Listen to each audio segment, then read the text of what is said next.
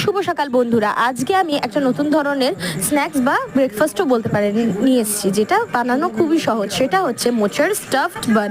তার জন্য প্রথমেই ময়দা, তার উপরে পরিমাণ মতো নুন, পরিমাণ মতো ইস্ট, একটু চিনি ও একটু সর্ষের তেল দিয়ে খুব ভালোভাবে ময়াম করে তার উপরে গরম জল দিয়ে খুব ভালোভাবে মধে নিতে হবে। এরপর কি 2 থেকে 3 ঘন্টা রেখে দিন। যখন দেখবেন এরকম ফুলে উঠেছে, তার উপরে একটু ময়দা ব্রাশ করে আর একটু ভালোভাবে মেখে 3টে ভাগ করে এরপর আমি মোচার স্টাফিংটা করে রেখেছিলাম আগে থেকেই।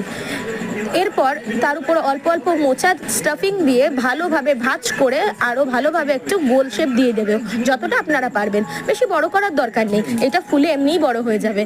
এরপর কি সব কটা দেখবেন যখন স্টাফিং দিয়ে গোল করা হয়ে গেছে, এরপর কড়াইতে ভালোভাবে তেলটাকে গরম করতে দিন।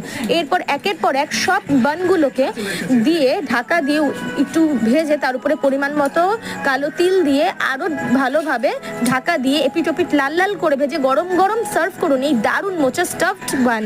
আপনাদের কেমন লাগলো বলুন।